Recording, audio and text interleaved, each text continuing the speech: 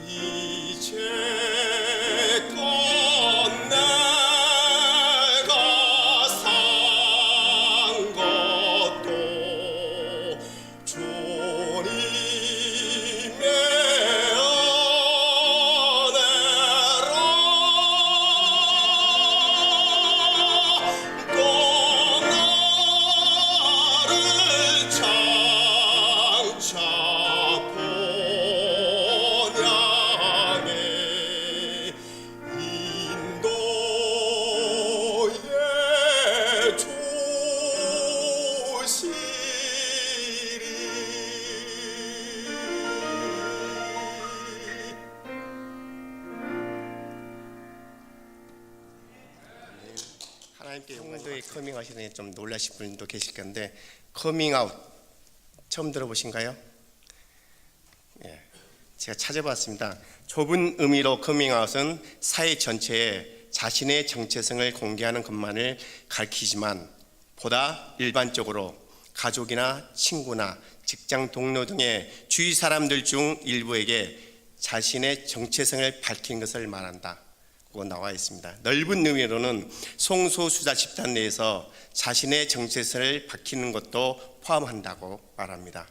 자, 성소수자가 스스로 자신의 성 정체성을 드러내는 것을 말하는 것이 커밍아웃이라고 말합니다. 주로 게이들, 레즈비언, 양생여자라고 밝힌 것을 뜻합니다. 자신의 사상이나 지향성 등을 밝히는 행위라는 뜻으로 커밍아웃하는 순간 불이익을 당하는 것을 감수해야만 하는 것입니다. 성도가 커밍아웃한다. 여러분들은 커밍아웃하는 순간 불이익을 당해야 된다는 것입니다. 우리 예수 믿는 사람들은 바로 이 자리로 가야 됩니다. 즉, 나는 죄인 맞습니다 하고 커밍아웃을 해야 된다는 것입니다. 오늘의 본문 말씀을 보면은 커밍아웃에 대한 내용인 것 같습니다. 하나님은 반드시 하나님의 백성들을 자아 진단을 통하여서 바로 나는 죄인 맞아, 커밍아웃을 이끌어내시는 분이라는 것을 말씀드리기 위해 오늘의 본문 말씀이 있는 것 같습니다. 또한 사도 바울의 엄청난 헌신과 주님의 일이라고 생각하고 열심히 일했던 사도 바울이 최후에 가서는 난 죄인 중에 괴수였습니다 하고 커밍아웃을 했던 것입니다. 그 유대에 있던 사도 바울이 모든 사역을 다 마친 나온 후에 난 죄인 중에 괴수였습니다. 대부분의 신학자와 주석가들이 오늘 본문의 내용을 자연 계시와 일반 계시 속에 나타난 하나님을 알지 못한 자들의 우매함을 지책한 것으로 해석들을 합니다. 저는 다르게 말하고 있습니다. 여기 나열된 제 목록들이 예수를 믿는다면 정말 여러분과 저는 아무 상관없는 것일까요? 저는 아무리 읽어봐도 다 제 얘기인 것 같습니다. 좀 가정돼서 이야기만. 성경 어디를 보더라도 좋은 것도 다 제 이야기고 성경에 나쁜 내용이 나오더라도 다 제 얘기인 것 같아요. 여러분, 로마서는요, 불신자에 대한 경고가 아니라 교회에게 주어진 복음 서신이라는 것을 먼저 기억해 주시기 바랍니다. 로마서 쓴 이유가 불신자를 대상으로 한 게 아니라 교회에게 주어진 서신 내용인 것입니다. 바울은 교회 안에 여전히 남아있는 하나님의 진노의 대상을 이야기하고 있는 것입니다. 즉 저와 여러분들에 대해서 그것을 올바로 직시하고 자각하는 교회에서 교회에게 하나님의 의와 하나님의 은혜가 필요한 것을 알려주기 위한 오늘의 본문 말씀인 것 같습니다.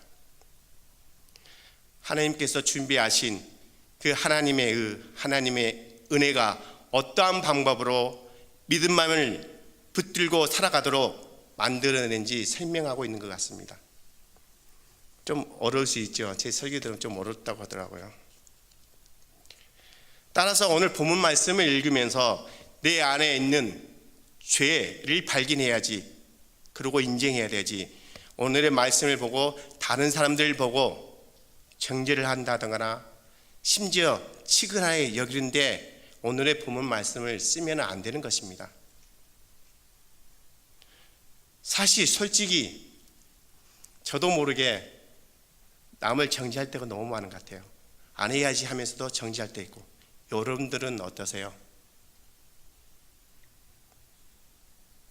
바울은 지금 왜 성도는 하나님이 준비하신 하나님의 의와 하나님의 은혜만은 살아갈 수 있는가를 오늘의 본 말씀은 설명하고 있습니다.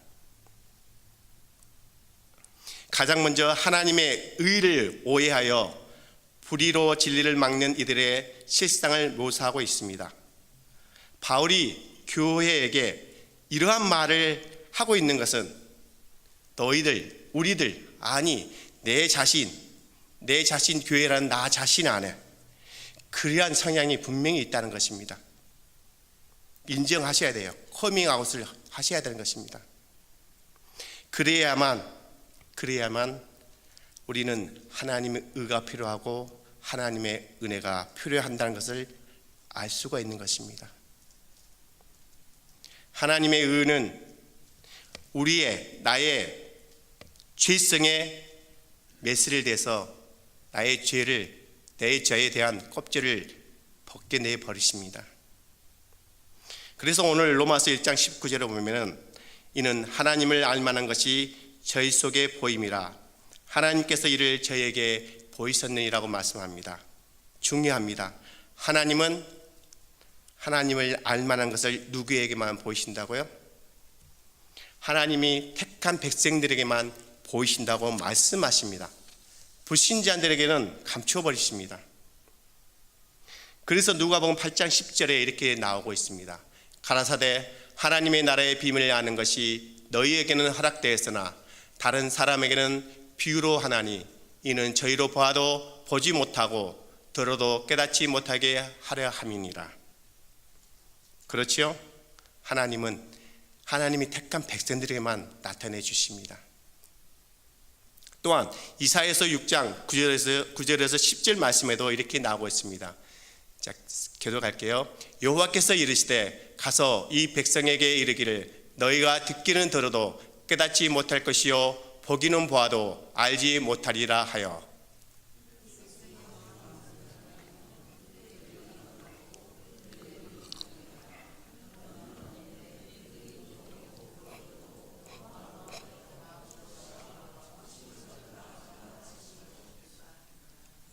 하나님은 하나님의 백성들에게만 나타나십니다.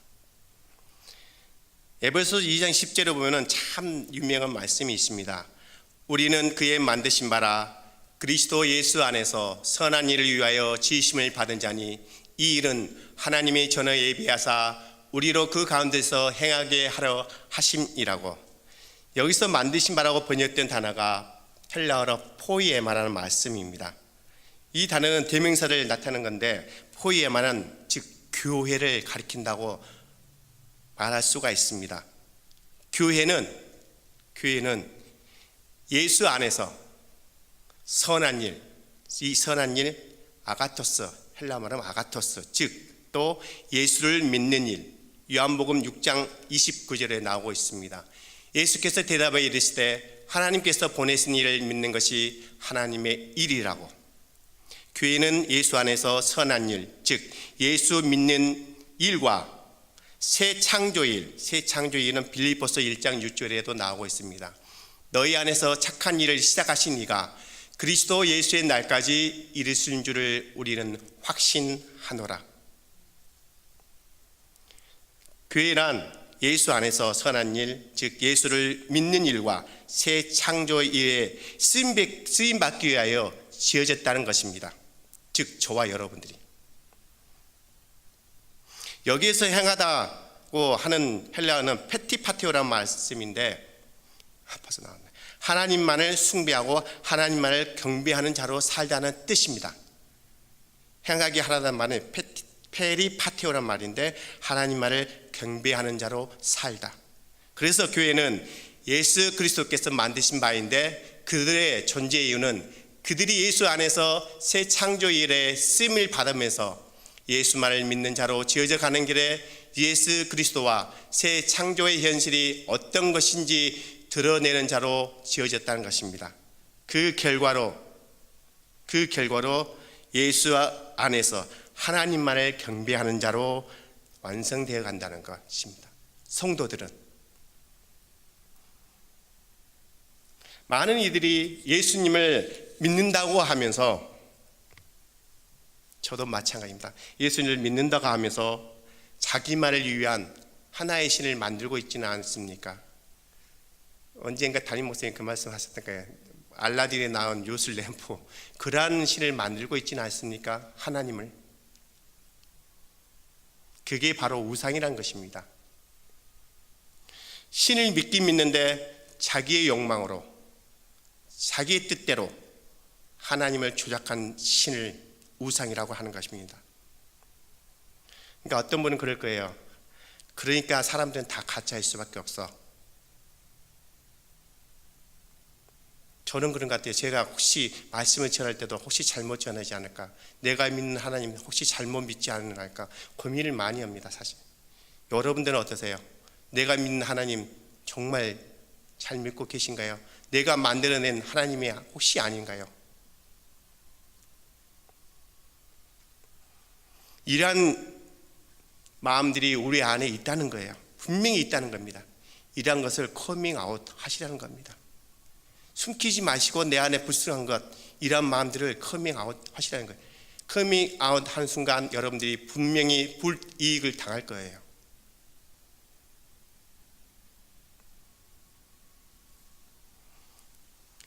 인간들의 행위는 지구의 가치가 있는 것으로 생각합니다. 인본주의에서. 그래서 그들은 하나님을 영화롭게 하지도 않고 하나님께 감사하지도 않습니다. 왜냐? 나도 무언가를 하고 있으니까. 나는 무언가를 하고 있거든요. 그게 바로 우상숭배입니다. 더 솔직히 이야기할까요? 제 설교 시간에 여러 번 이야기했던 것 같습니다. 저는 솔직히 11조 한다 하지만 11조, 온전한 11조를 못합니다. 정말 못해요. 11조 하니까, 내가 주일 성수하니까, 내가 열심히 헌신 봉사하니까 내가 이렇게 가면 안 되는 것입니다. 내 문제를 해결해 주신 하나님, 내 소원을 들어주신 하나님, 내 병을 고쳐주신 하나님 맞습니다. 그렇지만 조심하셔야 돼요. 알라딘에 나온 요술 램프가 되는 하나님이 절대 아니십니다.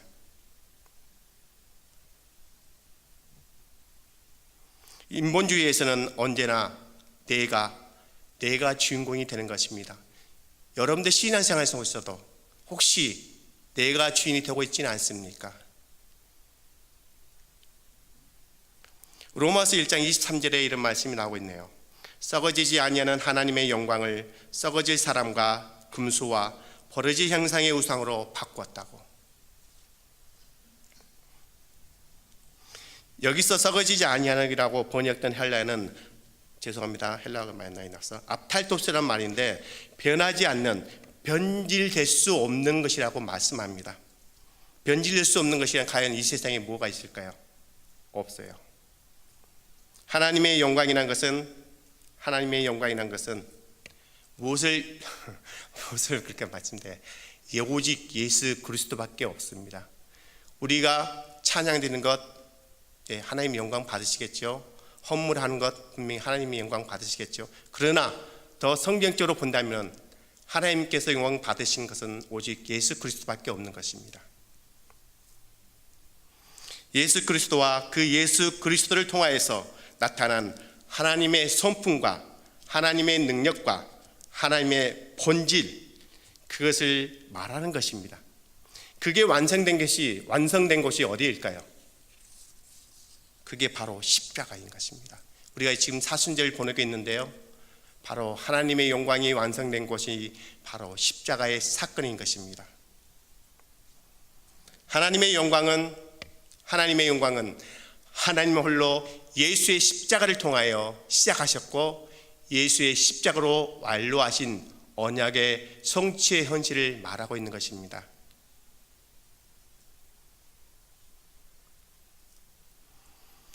보통 사람들은 이런 고백들을 잘 해주죠. 내가 죄인 중에 계세요. 저도 이런 말은 참 많이 했습니다. 근데 그 다음에 나온 말은 잘 안 했던 거 했어요. 내가 예수 죽인 자입니다. 내가 죄인인 것은 맞는데 내가 예수 죽인 자입니다. 여러분들은 어떻게 생각하셨습니까? 여러분들이 예수 죽였습니다. 바리새인과 유대인들이 죽인 게 아니라 내가 예수 죽인 자입니다.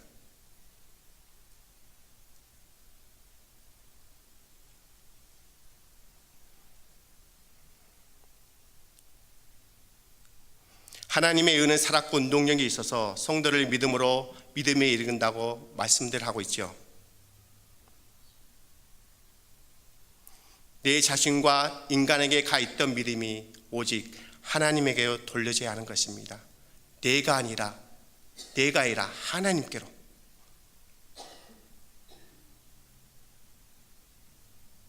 자기의 믿음이 좋다고 생각하고 계신 분들, 아니면 어떤 목사님이 믿음이 좋다고 생각하신 분들, 누구 때문에 신앙생활을 한다, 누구 때문에 시험 들었다, 그건 다 자기가 중심인 것입니다. 그렇기 때문에 시험에 빠진 것이에요. 그 중심에 하나님이 있다면, 예수 그리스도가 있다면 그런 일은 없을 건데요. 그래서 우리는 하나님께로만 눈을 돌려야 하는 것입니다. 하나님께로만. 근데 무엇의 힘으로 하나님께만 눈을 돌릴 수 있을까요? 그게 바로 하나님의 의의 말씀인 것입니다. 히브리서 4장 12절 말씀입니다. 하나님의 말씀은 살아있고 활력이 있어 좌우의 날선 어떤 검보다도 예리하여 혼과 영과 및 관절과 골수를 찔러 쪼개기까지 하며 또 마음의 생각과 뜻을 판단한다고. 하나님의 말씀밖에 없는 것입니다. 그렇죠? 근데 우리들은 이 말씀을 너무나 잘 알고 있습니다. 저도 그래요. 외우지만 머릿속으로만 알고 있어요.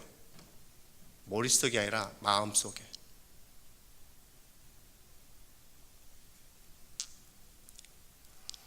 하나님의 능력과 신성이 바로 예수님께서 하신 사역에 나타나고 있는 것입니다. 예수님이 사역했던 것은 여러 가지가 있습니다. 근데 저는 두 가지를 꼽자면은 바로 무엇이냐? 자기 부인, 발음이 잘 안 되셔서 자기 부인, 그리고 십자가의 사건인 것입니다. 지금 사순절 지나면서 예수님이 얼마나 힘들었을까요? 오직하면 땀이 핏방울이 됐을까요? 자기 부인의 사건은 너무 힘든 것입니다. 여러분들이 자기 부인의 사건을 경험한 적 있어보세요?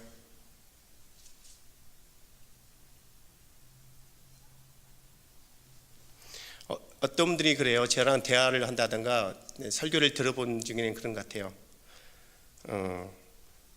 말씀에 대해서는 설명도 그런 대로 하는 것 같고 괜찮은 것 같은데 왜 목사님은 이제 세상을 살아가는데 우리가 이 세상을 살아가는데 왜 이 세상을 살아가는 데에서 이렇게 살아라 저렇게 살아 삶에 대한 적용에 대해서는 잘 말씀을 안 하는 것 같다고. 예, 저는 잘 적용에 대해서 말씀을 안 합니다. 사실 솔직히 성도가 목사님들이 이렇게 살아라 저렇게 살아라 한다 해서 여러분들의 성도의 삶이 바뀌던가요? 바뀌던가요? 절대 안 바뀝니다. 성경은 누구도 선생이 되지 말라고 말하고 있습니다. 그래서 제가 참 조심한다면서도 선생이 될 때가 많은 것 같아요. 그래서 저는 죄인 수밖에 없는 거예요. 우리 시원찮은데 가르치면서 제 와이프가 그래요. 집에 가서 잘난 척 그만하고 뭐한 척 그만하라고 알면서도 그런 것 같아요. 선생이 되는 거예요. 제가 선생이 이렇게 알고 있는데도 너무 힘들어요. 이게 자기 부인한 게 너무 힘든 겁니다. 정말 말씀이 살아서 운동력이 있는데 왜 너희가 말씀을 죽은 것으로 만들어 버리냐는 것입니다. 바로 이게 예수를 죽이고 있는 것입니다. 내가 예수를 죽이고 있는 거예요. 말씀이 살아서 운동력이 있어서 영과 혼과 마음과 골수까지 다 쪼갠다는데 왜 내가 인본주의 사회는 내가 그게 바로 예수를 죽인 거예요.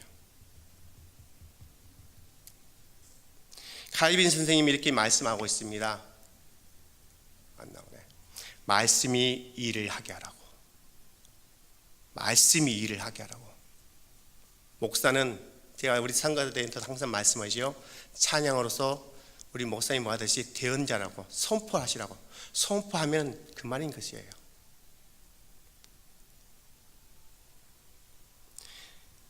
이렇듯 하나님의 의와 하나님의 은혜가 성도의 삶에 가입을 하게 되면은 성도님들 안에서 자동적으로 실행이 됩니다. 즉 우리가 죄인한 것을 감추었던 그것을 끄집어내게 되는 것입니다. 즉 내 자신의 적나라한 모습을 인정하게 되는 거예요. 남들은 아무도 모르는 죄, 그걸 하나님 앞에 내놓게 되는 것입니다. 정말 내 와이프에게도 말할 수 없는 죄, 그걸 하나님 앞에 내놓게 되는 것입니다. 저도 사실 와이프한테 말하지 못한 죄 있어요. 그렇지만 하나님 앞에 내놓을 수 있잖아요. 그걸 인정하는 것입니다.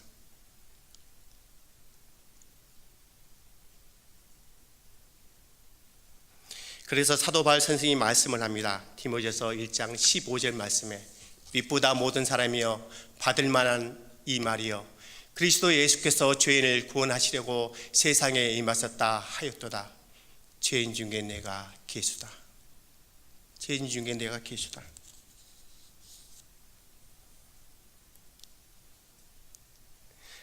아까 시험에도 말씀했지만 사도 바울 선생님은 너무나도 유대하십니다. 신약 성경을 메고 나섰고 3차 여행을 선교 여행을 하셨고 주님의 일을 너무나 많이 하셨어요.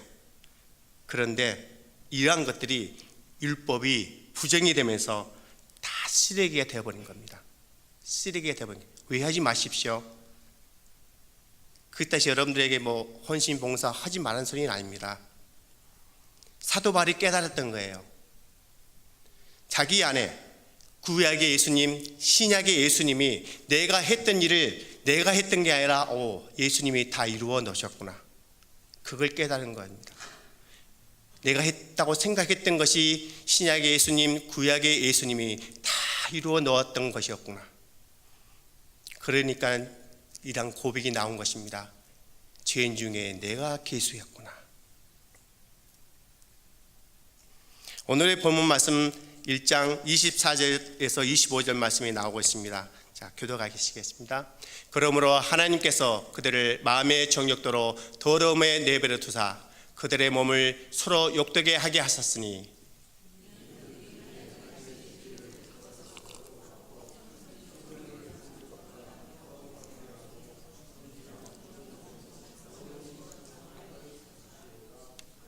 아멘. 하나님께서 창세전에 택하신 하나님의 백성들을 더러움에 넘겨 주셔서 자신들의 부끄러움을 보게 하셨다고 말합니다. 왜 그랬을까요?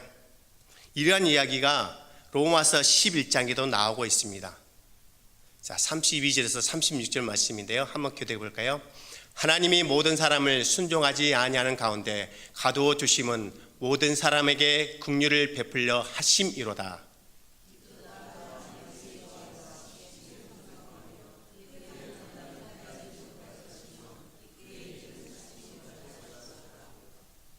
내가 주의 마음을 알았느냐? 누가 그의 모사가 되었느냐? 네, 합독하실까요?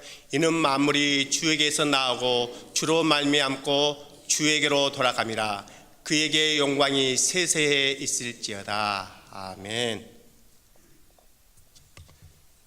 사도 바울 선생님은 하나님께서 모든 사람들을 다 순종하지 않는 자라고 말씀합니다.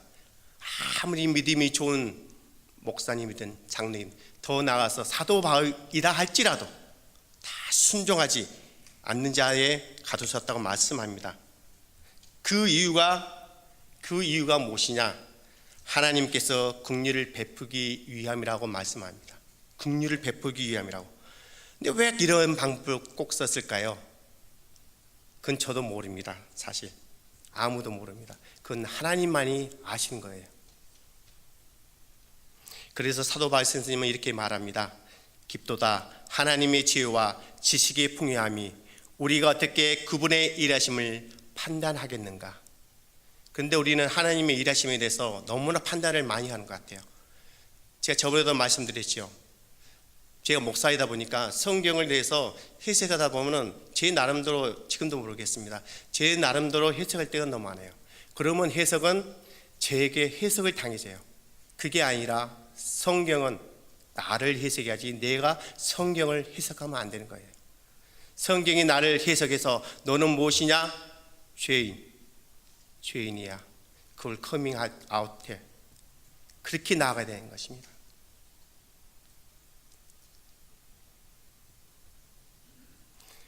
하나님은 인간들 스스로 죄의 항복들 대해서 줄여갈 수 있다고 하는 거기에 하나님은 진노하시는 거예요. 사실 그런 분들이 세상 사람들이 의외로 많이 있는 것 같습니다. 특히 불교 쪽에 뭐 돌을 닦으면 어떻게 된다, 뭐 어떻게, 거기에 하나님이 정말 진노하세요. 근데 우리 교회 안에, 저와 여러분 안에 혹시 그러는 것은 없나요? 내가 어떻게 하면은 죄를 조금 뭐 할 수 있겠지? 아닙니다. 절대 아니에요.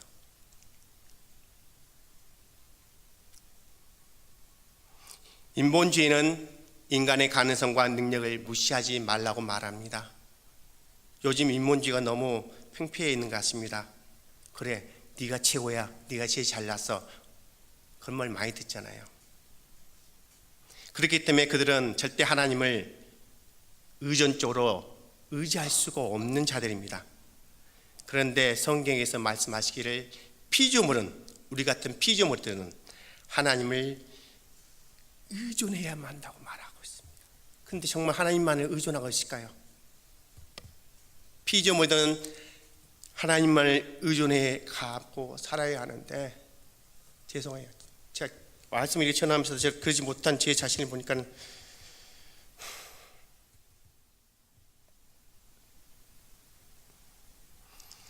하나님은 하나님의 백성들을 이 역사 속에 더러움에 넘겨주십니다. 그 역사 속에서 내 자신의 실체를 정말 깨달아서 나는 정말 하나님의 의와 하나님의 은혜만 아니면은 정말 살아갈 수 없는 존재라는 것을 알아야 되는데, 머릿속으로는 알면서 이 세상에 살아가면서 그러지 못하고 살아가고 있는 이 김종석 목사야, 한심한,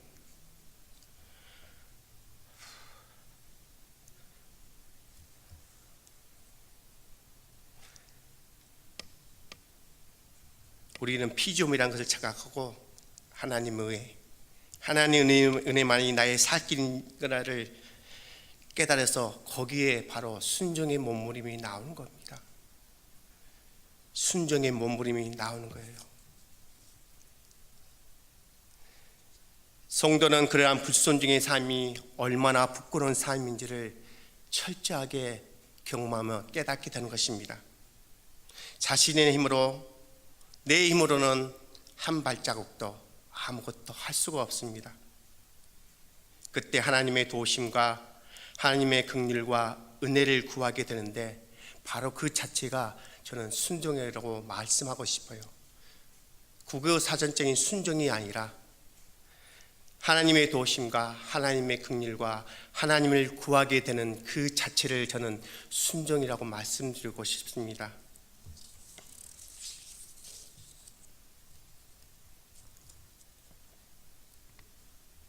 하나님의 백성들은 자신들의 불순종의 상태가 얼마나 더럽고 추악하고 부끄러운 상태인지를 철저히 깨달아서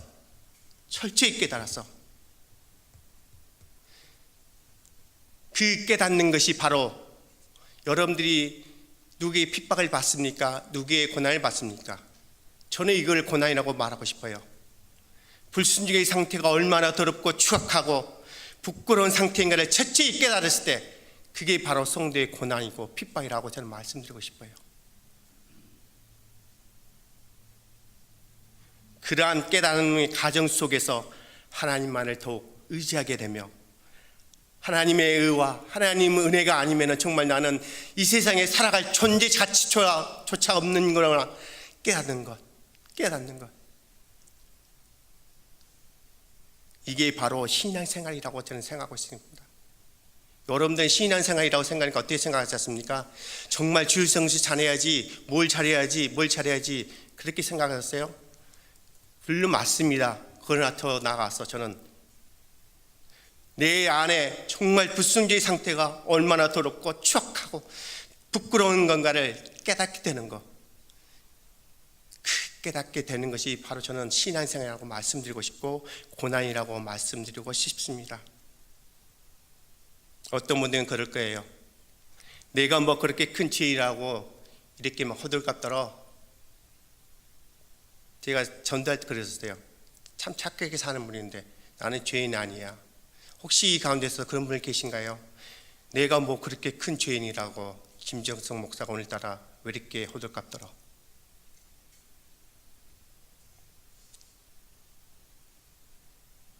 죄는 남을 보는 게 아닙니다. 죄는 나를 보는 거예요. 나 자신을 보는 거예요. 그걸 알면서도 그를 못하고 있는 나 자신이 너무나도 창피하고 하나님 앞에 부끄러운 걸 뿐입니다. 하나님의 은혜가 임하여서 여러분들 속에 있는 죄, 다른 사람들의 죄가 아닌 내 안에 있는 죄, 내 안의 죄가 여러분들 눈 속에 밝히 보이기를 되시기를 주님의 이름으로 간절히 축원합니다. 아멘. 찬양하시겠습니다.